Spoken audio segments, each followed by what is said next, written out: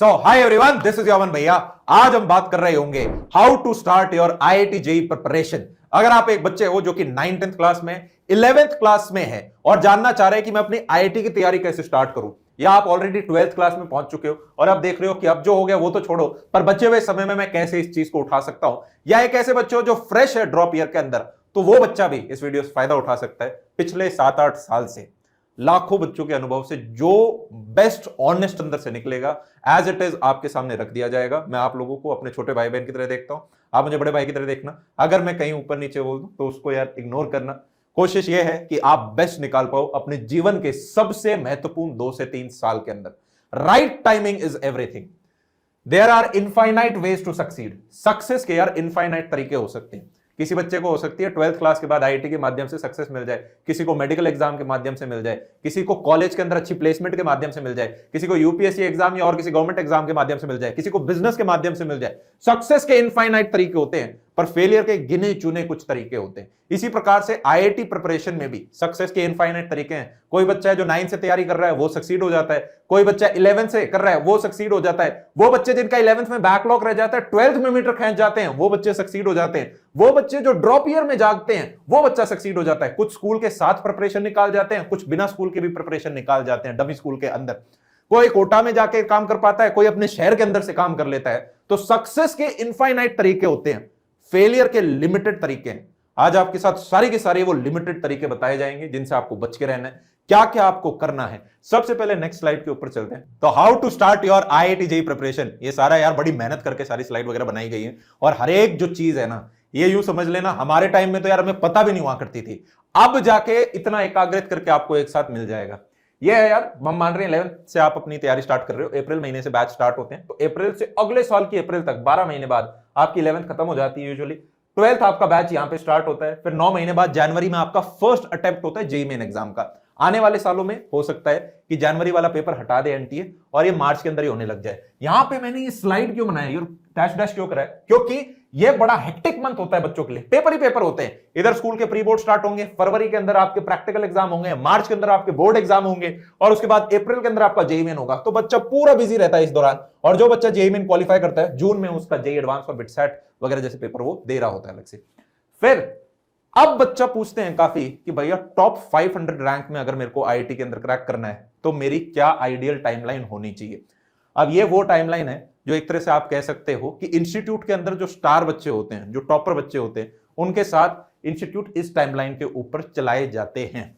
और अगर आप भी अच्छी रैंक की तैयारी कर रहे हैं तो ये टाइमिंग है ना यार, जीवन की सबसे इंपॉर्टेंट चीज है। राइट टाइम पे राइट चीज करनी। एंटरप्रेन्योरशिप में टाइमिंग सबसे बड़ा फैक्टर होता है, प्रिपरेशन में भी सबसे बड़ा फैक्टर होता है। आइसक्रीम गर्मियों के अंदर और चाय सर्दियों के अंदर ज्यादा अच्छी लगती है, कपड़े भी सीजन के हिसाब से पहने जाते हैं। तो अप्रैल से लेके जनवरी तक 11th का बच्चा है, ये 9 महीने के अंदर अपना 11th का सिलेबस कंप्लीट करता है। फिर जनवरी के बाद अक्टूबर तक 8.5 महीने में इसका 12th का सिलेबस कंप्लीट कराया जाता है। अक्टूबर से लेके अप्रैल तक 4 महीने ये बच्चा सिर्फ प्रैक्टिस करता है, टेस्ट सीरीज देता है, रिवाइज करता है। अप्रैल का अटेम्प्ट देने के बाद इस बच्चे का फोकस मेन होता है जेईई एडवांस की तरफ। पहले से यहां पे भी ये जेईई एडवांस की तैयारी को कंटिन्यू करता रहता है। फिर इन 2 महीने के अंदर फिर से टेस्ट, प्रैक्टिस और रिवीजन। 4 से 6 महीने तक ये टॉप रैंकर स्टूडेंट्स सिर्फ यही चीज करते हैं। पीरियोडिक रिवीजन जो बार बार रिवीज करता है इस एग्जामिनेशन के अंदर, वो बच्चे की रैंक और मार्क्स इंप्रूव हो रहे होते हैं। आपका कंपटीशन 10 लाख बच्चों से नहीं है, आपका कंपटीशन उन 1.5 लाख बच्चों से है जो यहां पे जेईई मेन क्वालिफाई करके आते हैं। क्वालिफाई करते हैं 2.5 लाख बच्चे, पेपर के अंदर बैठते हैं 1.6 लाख स्टूडेंट्स। तो ये जो 10 लाख स्टूडेंट्स बैठते हैं, इनमें से सीरियस है 1.5 लाख बच्चे, और उनमें से 16,600 सीट्स है आईआईटी के अंदर। उसके बाद आपकी 31 एनआईटीज हैं, 25 ट्रिपल आईटीज हैं, सारी मिला के 50,000 सीट हो जाती हैं, जिसमें सिर्फ कंप्यूटर साइंस की आपकी 8 से 10,000 सीट्स आती हैं। अगर आप सीरियसली अच्छे तरीके से इस चीज को फॉलो करोगे, आप डेफिनेटली एक अच्छा कॉलेज और एक अच्छे ब्रांच अपने लिए सिक्योर कर रहे होगे। इसके लिए आपको डाउट ही नहीं करना है। अब क्या क्या चीजें हैं जो आपको नहीं करनी, ये है कुछ ब्लंडर्स। कहा था ना, infinite ways to succeed, few ways to fail. ये वो फ्यू वेल है। पहला, अगर आप डोपामिन स्पाइक करने वाली डिस्ट्रैक्शंस पाल रखी है, जैसे कि भाई मेरे को मोबाइल मिल जाए, मेरे को लैपटॉप मिल जाए, रात को लेट उठते हो मैगी वैगी खाने से, जैसे एकदम से डोपामिन स्पाइक आ जाए, समझ रहे हो? किसी व्यक्ति के सामने अगर रख दिया जाए एक समोसा और बगल में रख दी जाए खिचड़ी, तो व्यक्ति हमेशा कहता है यार मैं समोसा खा लेता हूं। क्यों? क्योंकि उसे खाकर थोड़ा सा डोपामिन में स्पाइक आता है। हमारा दिमाग डोपामिन का भूखा है कि इमीडिएट एकदम से किसी चीज में मजा आ जाए। पहले लोग देखते थे ऐसे बड़ा बड़ा लेक्चर, आज के दिन बच्चे 1.5x, भाई बोर नहीं हुआ जा सकता। और अब उससे भी ज्यादा बच्चे और छोटा पढ़ाओ और छोटा पढ़ाओ और छोटा पढ़ाओ। इसी चीज में होता है दूसरा ब्लंडर, वो है पुअर रिसोर्सेज।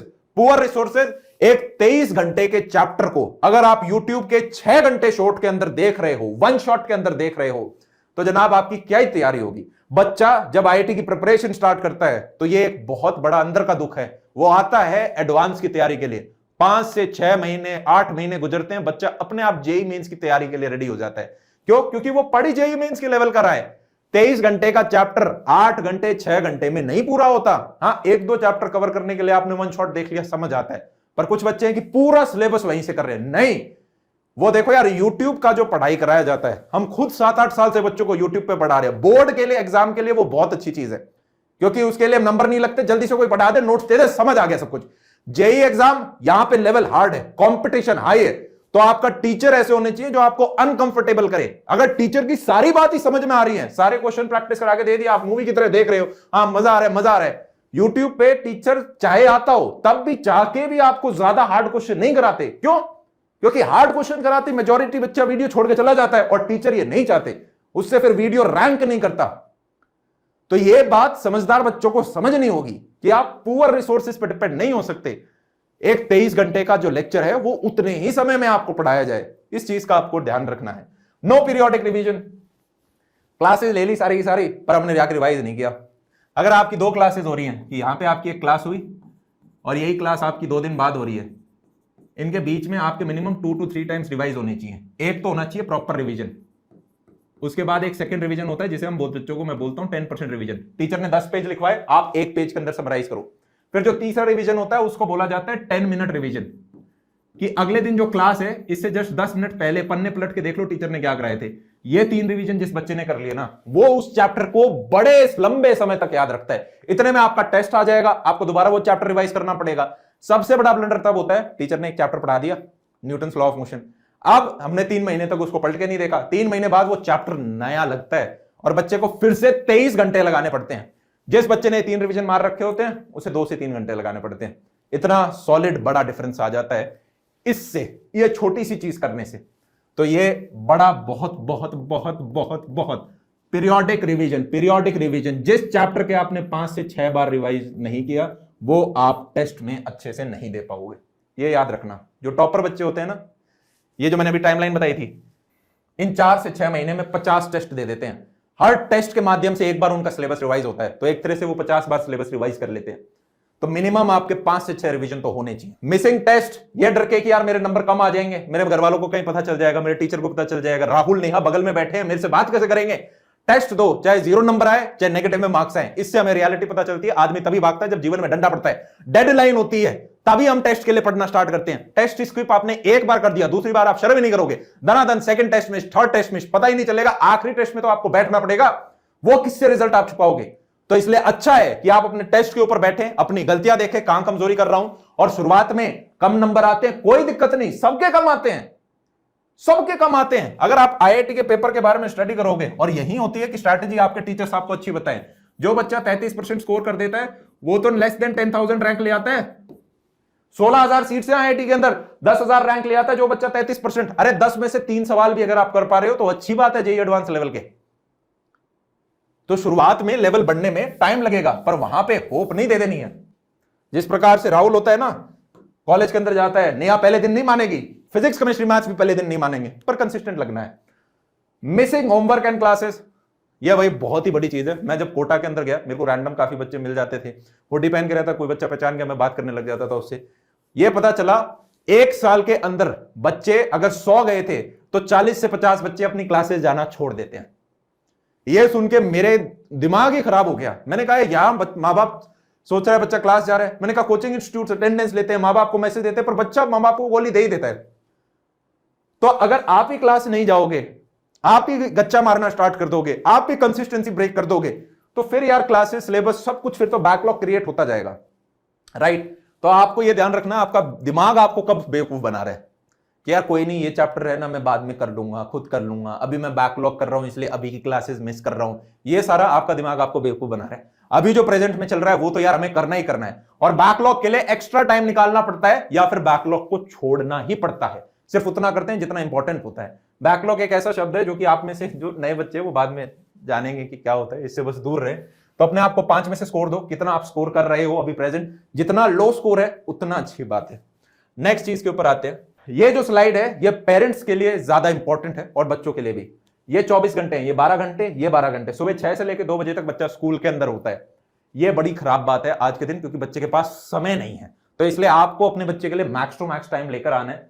कौन से स्कूल आपके लिए बच्चे के लिए अच्छे हैं, अगर ऑलरेडी एक रेगुलर स्कूल में जा रहे हो तो क्या करें, ये मैंने एक वीडियो के अंदर ऑलरेडी बना रखा है, जिसका डिस्क्रिप्शन बॉक्स में लिंक मिल जाएगा। ये जो थंबनेल है इसको सर्च कर लेना और उससे आप अपना बेस्ट चीज निकालें।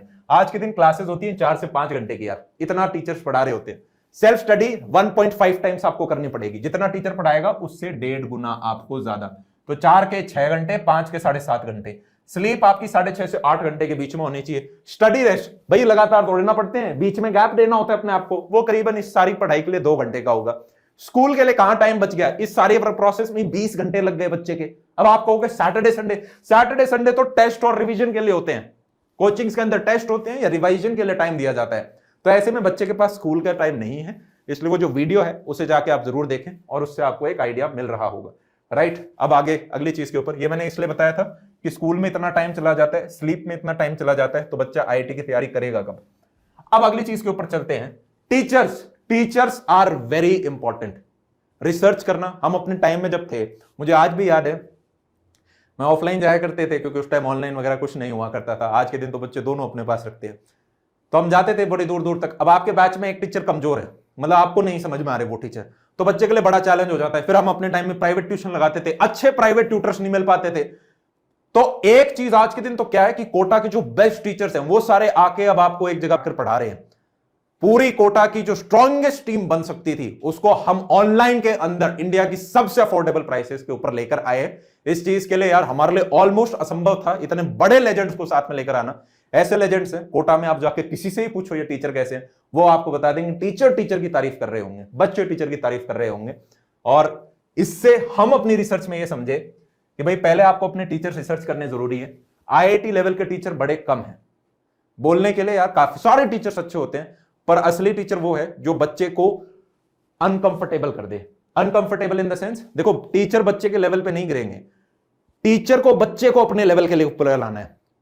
तो 10th के बाद 11th में एक जंप आता है। हाँ, बेसिक से ही सारे टीचर उठाएंगे, पर लास्ट में वो अनकंफर्टेबल लेवल देना जरूरी है, वो होमवर्क देना जरूरी है, वो चैलेंज करना जरूरी है, वो बीच में डांट लगाना जरूरी है, बीच में उस बच्चे को पुश प्यार से मोटिवेट करना भी जरूरी है। ये सारे काम करके और बच्चे को ये कॉन्फिडेंस हो कि ये जो मेरे टीचर है ये एक रैंक ओरिएंटेड टीचर है। देखो 2 प्रकार के टीचर्स होते हैं, एक होते हैं रैंक टीचर्स, एक होते हैं यूट्यूब टीचर्स। अगर आप बोर्ड एग्जाम, सीयूईटी इन सब की तैयारी कर रहे हो जिनमें लेवल उतना एडवांस नहीं है, तो वहां पे यूट्यूब वगैरह का काम चल जाता है। इनफैक्ट वो बेटर भी रहता है क्योंकि आपके हिसाब से नंबर लगने नहीं है बोर्ड के, राइट, 75% से ऊपर होने चाहिए, बच्चे को जल्दी जल्दी पढ़ाया जाता है। और इधर मेन गोल होता है व्यूज ज्यादा है, इंगेजमेंट ज्यादा रहे, सरल क्वेश्चन, मीडियम लेवल क्वेश्चन ज्यादा कराए जाए जिससे बच्चा ज्यादा देर तक रहे। यहां आपको होमवर्क कभी नहीं दिया जाएगा, स्वयं दिमाग लगाने के लिए बहुत कम कहा जाएगा। यह वो जगह होती है जहां पर रिजल्ट पे ध्यान दिया जाता है। टीचर का पहले दिन से ध्यान होता है कि इस बच्चे को धीरे धीरे लेकर आके मुझे इसका लेवल 10%, 20%, 30%, 40%, 50%, 60% तक लेके आना है। 60% पे आपको लेस देन 1000 रैंक मिल जाती है जेईई एडवांस के अंदर। तो यहां पर गोल ये होता है आपको अनकंफर्ट, तो आपको यह देखना है कि यार हाँ, मैं बोर्ड की नहीं, मैं आईआईटी की तैयारी करने आया हूं, 2 साल है, बहुत सारा खर्चा हो रहा है। और इससे ज्यादा खर्चा आपका तब हो जाएगा अगर आपको ठीक कॉलेज नहीं मिला। आप प्राइवेट कॉलेज के अंदर जाओगे, फीस डबल हो जाती है, 10 की 24 लाख हो जाती है, प्राइवेट कॉलेज में जाती है 6। 1 टीचर से आपको पढ़ना है जो भी आपके सब्जेक्ट्स है, मेजॉरिटी। हाँ, बीच बीच में आप कोई ऑनलाइन सर्च करके थोड़ा बहुत पढ़ लो, वो चलता है, पर एक सिंगल टीचर, सिंगल रिसोर्स आपको फॉलो करना है। होपफुली ये चीजें आपके लिए काम कर गई होंगी, राइट। अब नेक्स्ट चीज के ऊपर आते हैं, द डूज। अभी तक हमने बात करी डोंट, क्या नहीं करना। अब बात करनी है, बड़ा सिंपल है पर इजी नहीं है।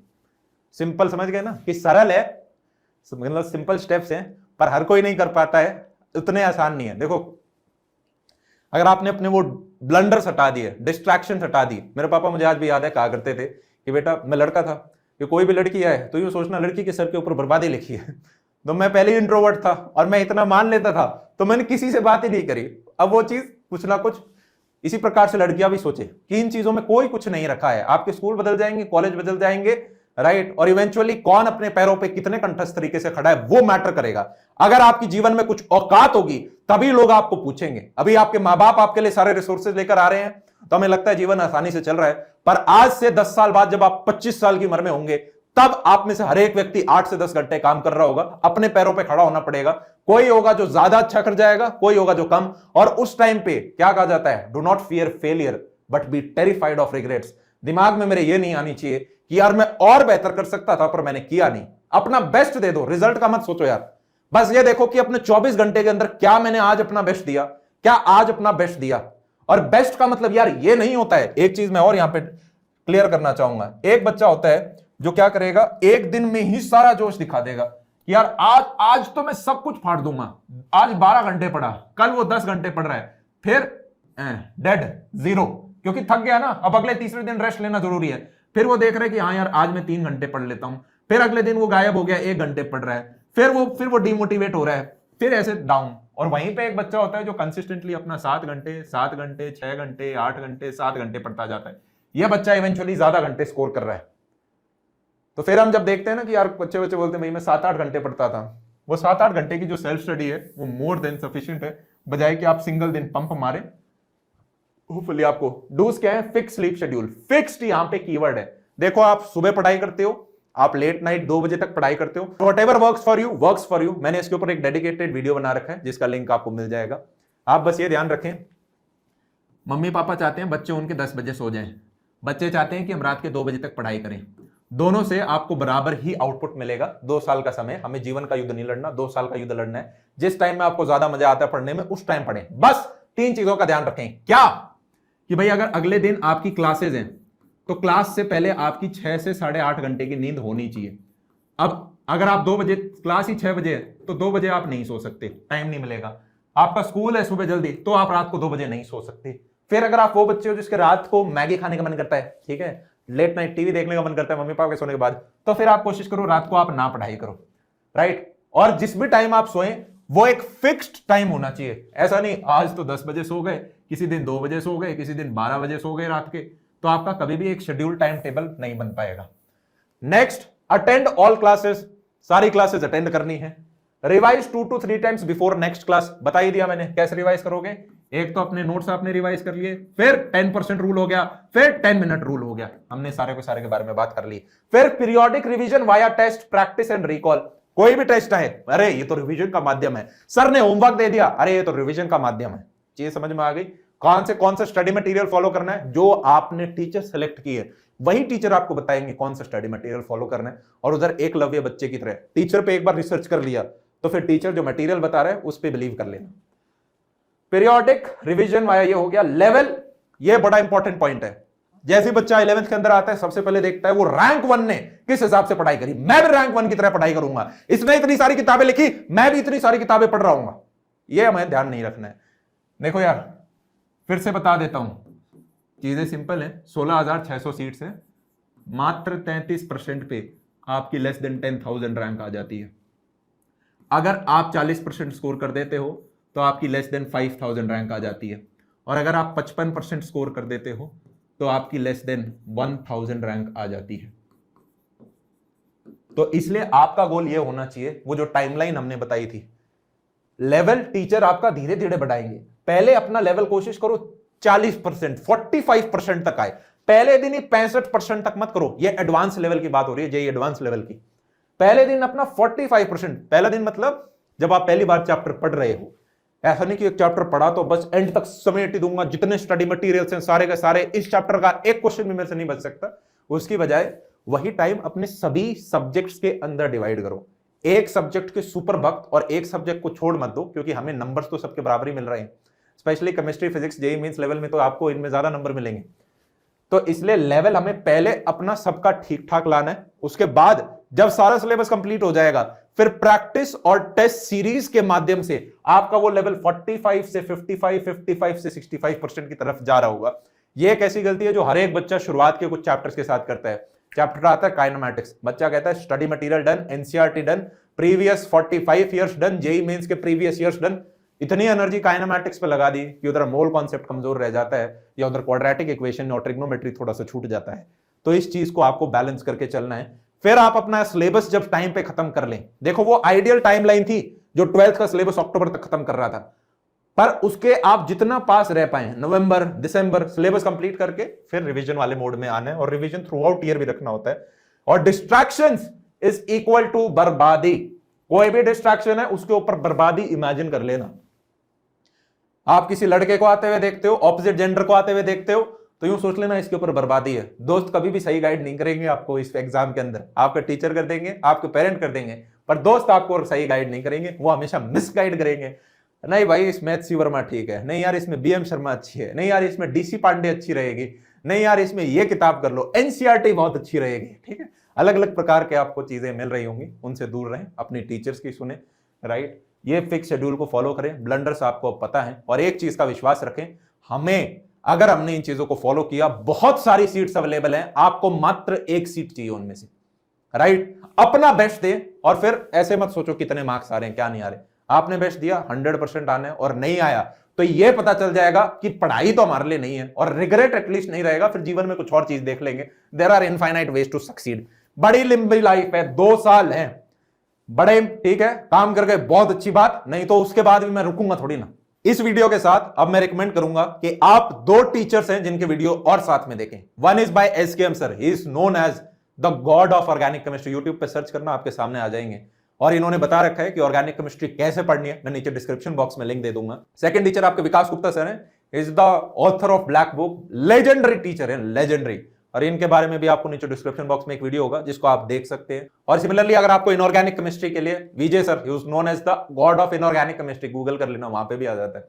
And similarly GV sir, god of mathematics मानते हैं बच्चे, इन्हें बड़ा प्यार करते हैं। इन सभी टीचर से भी अगर आपको नॉलेज बेस्ड वीडियोस चाहिए तो आप मुझे कमेंट सेक्शन में बताओ, मैं लेकर आता हूं आप सभी लोगों के लिए। तो मेरी जान, इसी के साथ आज का ये वीडियो समाप्त करते हैं। अगर और कोई हेल्प चाहिए हो तो मुझे कमेंट सेक्शन में बताना। तब तक के लिए keep studying, love you all, take care, see या।